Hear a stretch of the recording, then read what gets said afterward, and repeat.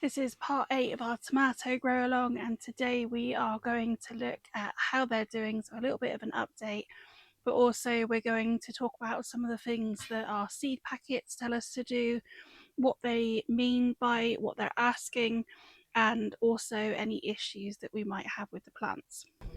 I have now got plenty of flowers on my tomatoes and also some fruits forming as well. The plants, when we last looked at them, were between around 1 foot and 3 foot, depending on how long they had been in for. With the weather being it's been still very cold for this time of the year and not very bright. The tomatoes are growing a lot slower than what I usually find they do, but actually the ones under cover are doing quite well. The ones outside, I only grow a couple outside in pots, but the ones that I've had out for selling and things have been looking very good, and some of the ones that I've got in the pots outside are looking quite wind damaged, but we will have a look at those in a bit as well. Over the last few weeks, we've been keeping these side shoots removed and also removing the lower leaves, and hopefully you've been very careful not to remove too many of the leaves, and that the plant still has plenty of leaves remaining to help it continue to grow and be nice and strong. When we look at our seed packets, it often tells us to grow the plant until we have around 3 to 5 trusses, and then probably top the plant and things like that. So the trusses are the stems that hold the flowers. And when we are growing them outside, particularly, then you may be restricted by how big of a stake that you have in place, and you may need to top the plant when it gets to the top of there and have around 3, usually, trusses in place. Another reason that we are encouraged to do this is to make sure that we don't have too many trusses being formed and that the plant can actually concentrate on ripening the fruit that is already started. So when you're growing them under cover and in a polytunnel, that's one thing that usually our season is extended by, and we can quite happily allow the trusses to continue forming and only top the plant if it's got to the very top and you're not able to offer more support to it, or if it is getting later in the season and you do need to ensure that all the fruit on the trusses have indeed been given the opportunity to ripen. Another thing to consider with these trusses is also that they can often, particularly on the heirloom and the heritage varieties, grow an additional set of leaves where it's trying to grow a side shoot from those flowers, and we definitely want to remove those. We'll have a look at those in a moment and make sure that you know which is which and whether or not they need removing. Another thing we can do is actually remove some of the fruits on the end of a truss if it's started to develop some much later and the rest of the fruits are much further along. That's just to make sure that we don't have any on the end of the truss that are really not going to do very well and are much smaller than the rest. Often the advice is as well to trim the lower leaves up to the first truss, and we'll have a look at the different plants that I'm growing in a moment, and on some of them this would definitely work and that would be fine, but on a couple of the varieties, if we did that, it wouldn't leave enough growth at the top, so I would caution you to be very careful when doing this. And then the other thing we're going to have a look at today is also some issues with leaf curl and what may be causing that, and things that I'm going to do in order to see what the plant may be struggling with. Leaf curl is simply the plant demonstrating that it's stressed in one way or another. Often this can be to do with a watering, either lack of or too much watering. It could also be that the plant is struggling to take up nutrients from the soil. This doesn't mean that the nutrients aren't in the soil, it may mean that the plant doesn't have the ability to take up that nutrients. So we're going to have a look at what we can do and see if we can help. And I've got one particular plant that's doing this, and if it's the leaf curl that is at the top of the plant, then that is more of a concern than those at the bottom. And then we're also going to look at bottom leaves that are starting to discolour and whether or not that's something to be concerned about and what we're going to do with those. So with the leaves that we've removed so far, you can see that there is room towards the bottom of the plants for them not to be as congested as they could be otherwise, and that is definitely something that we're looking for. You may also find that you start getting things like these side shoots still arriving at the bottom, so just continue to remove those and keep an eye on them as well. And then as we move further up the plant, you will also find that you also have some side shoots that are reforming where you have already removed them there as well. So keep removing those. And this is on our indeterminate varieties, that is not for our determinate varieties. These are vines. And here you can see that these are starting to produce some fruits now, and they're getting quite large. This is the variety Muscovich, which has done the best all the way along, and it's definitely still putting out the quickest fruit and doing better than the others. And although a lot of them do have fruit on, and you can find some hiding down here, most of them have a lot of flowers on and are still starting to form them.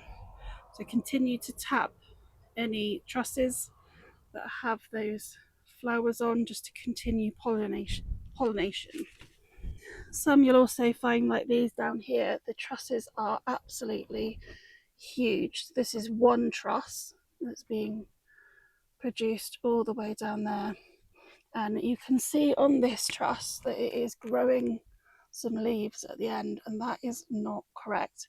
This is a variety called Black Beauty, so I will be going through and removing any leaves at the end of trusses just to make sure that the plant has all of its energy to put into the fruit, rather than those leaves that will try and produce more stems.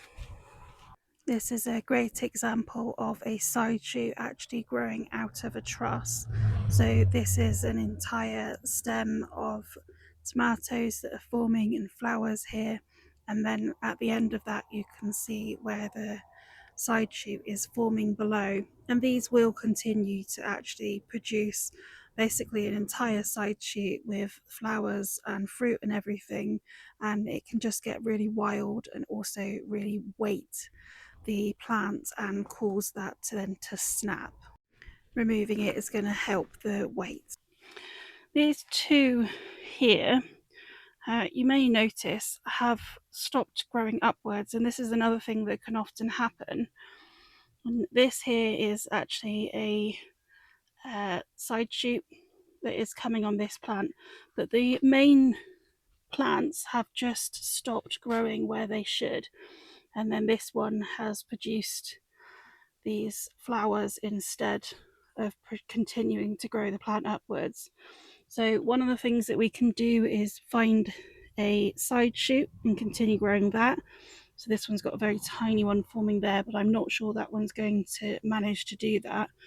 Whereas this plant here, if this side shoot continues to grow well enough, then that is what I will continue growing up. This can also be something that you can do if you've snapped the top of your plant off, which is very easy to do, especially if your strings are a little bit too tight. So it is always a good idea to be able to loosen these strings a little bit and just take some of the tension off of the plant when you're wrapping them round. This leaf curl here is due to the leaves being a little bit older. It may also be that they're a little bit stressed, but further up the plant we don't have the same leaf curl. So all I'm going to do with those is remove them off of the plant, because they're not actually helping the plant anymore, and that's going to help us with our circulation. So just take those off. Do leave them on if you haven't got enough leaves, but if you have, then just take those off. Exactly the same there. So it's likely that they are not getting the nutrition that they would, but the plant is. So they are nothing to worry about. However, with this plant here, you can see this leaf curl is at the top of the plant. And actually further down the plant, the leaves are looking fine. This was one of the ones that were a little bit younger. It's got some yellowing on the leaves as well, and it's really just not looking very happy. So the first thing I'm going to do is see whether or not it has enough water. So you pop your hand in a couple of inches as far as your finger will go down, and it's damp, but there's definitely not any water there. So it's not being overwatered, and it could possibly do with a little bit of additional water, but I don't think that's the issue, because otherwise that would be happening on more of these plants. But it is mainly this one variety. So the next things we've got to consider is whether or not there's any pest issues.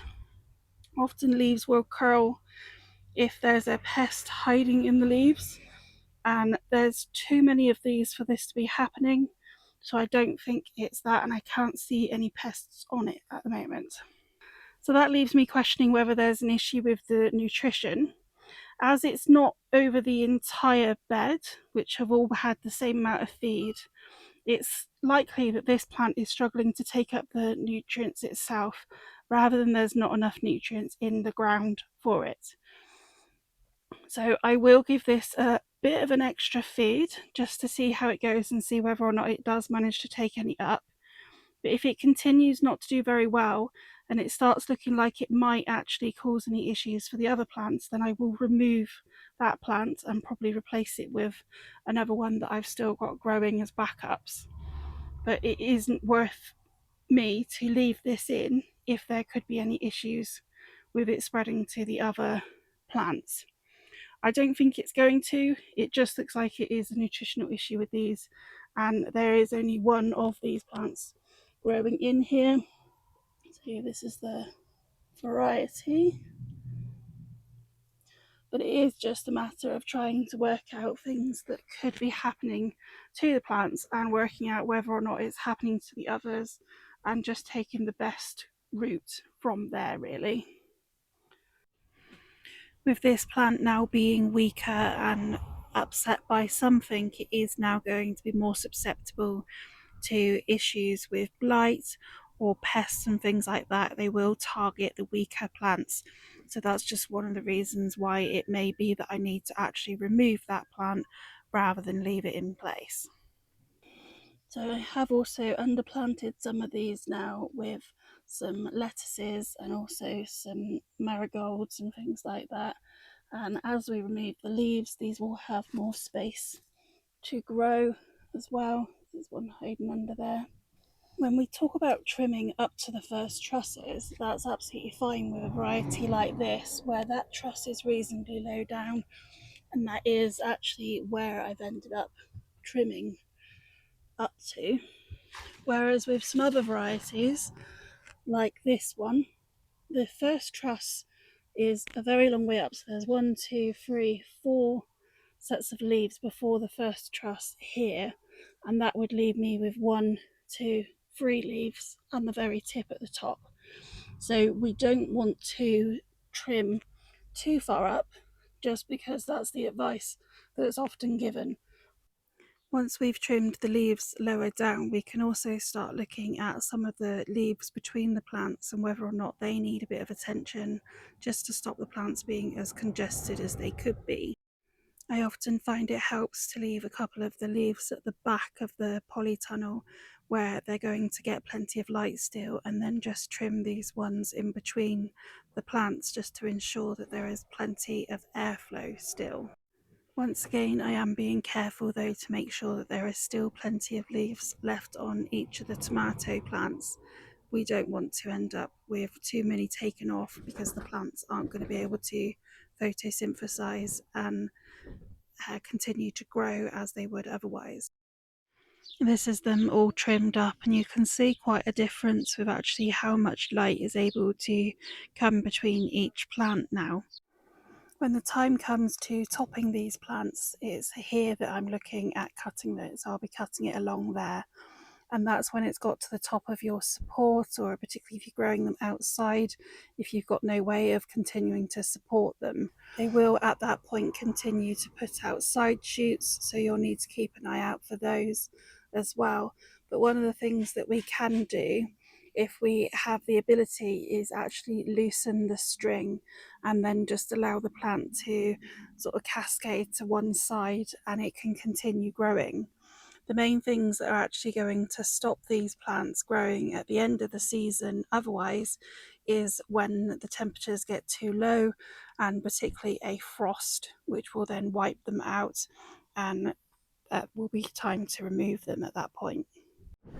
Now we're going to have a look at the bush varieties, or the determinate varieties, and these have grown considerably since we've last looked at them.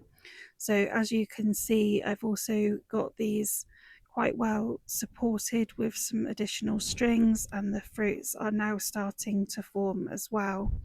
These strings are tied in to just another string that I've got going along the top, and they're producing lots of flowers, and each of those are also going to add a lot of weight to each of these stems, so it's really important that they are supported really well.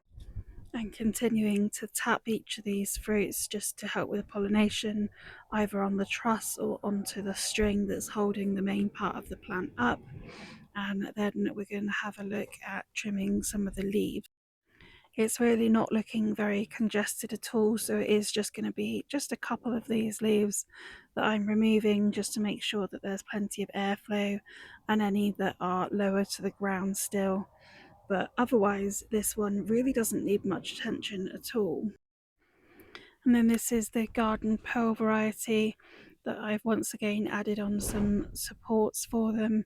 And as you can see on these, we actually have some tomatoes that are ripe and ready for picking.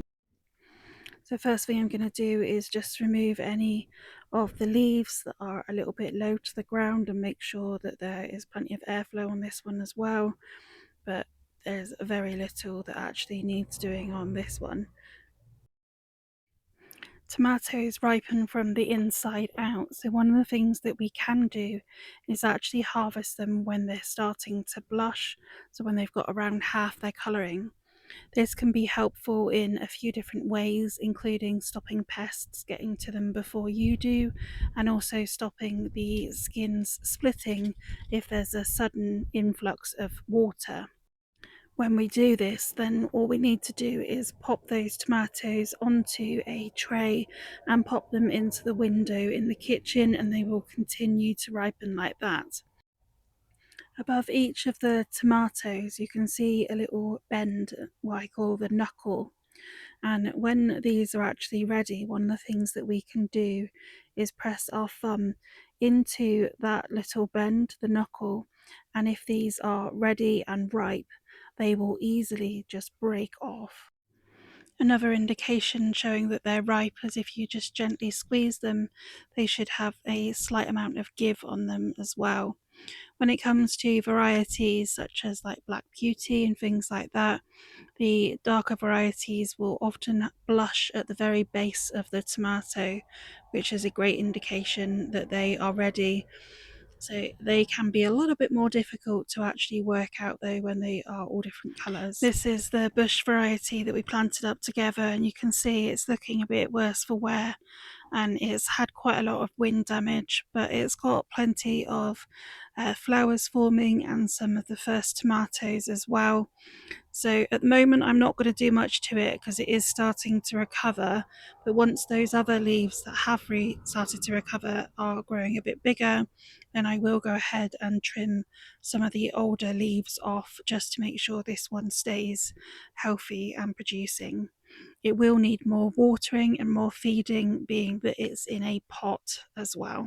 This is one of the hanging basket varieties. It's an orange tumbling tom that they're doing very well. It's one I've got up for sale that hasn't sold yet. And as you can see, it's got a huge amount of flowers on it, and there's some fruit forming as well. But this is looking a little bit tatty, and some of those older leaves definitely want some attention.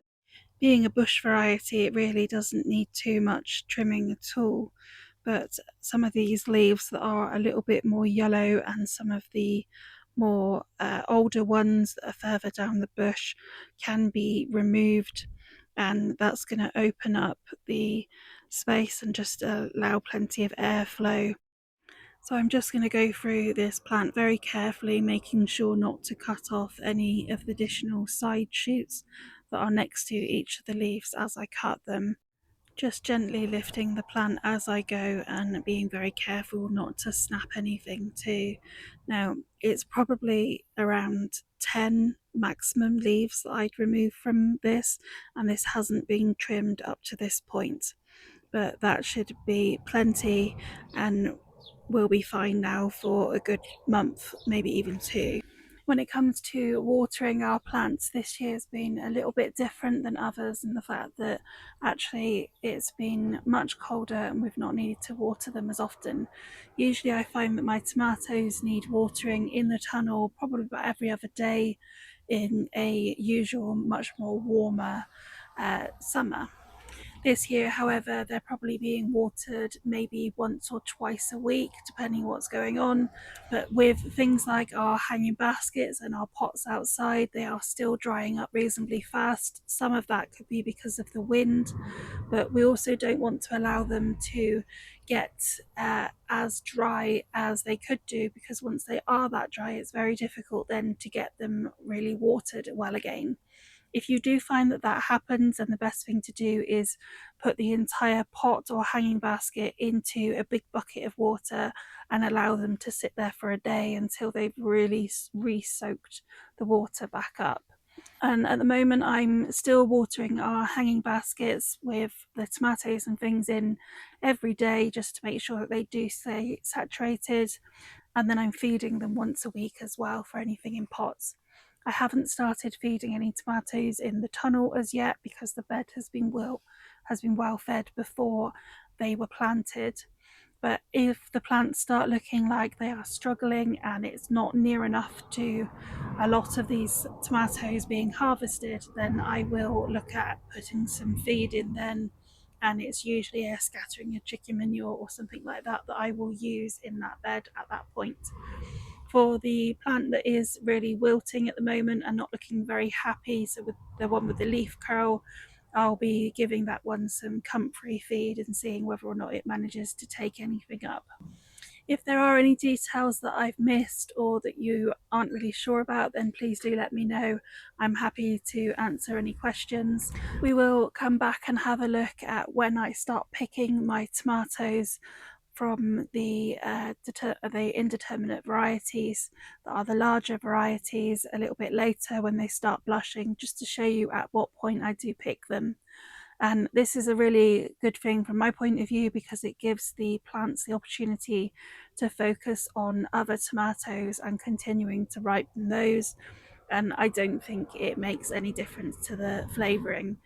It's not like what we have in the supermarket where they're picking them extremely early and then they're providing them with a gas in order to make sure that they are ripe by the time that they actually hit the supermarket. These I put into the windowsill in the kitchen in a wicker basket, and they ripen within a few days, usually up to a week maybe. And then we'll look at how I store them for using as sourcing tomatoes as well, if that's something that you're interested in. I do also can our tomatoes.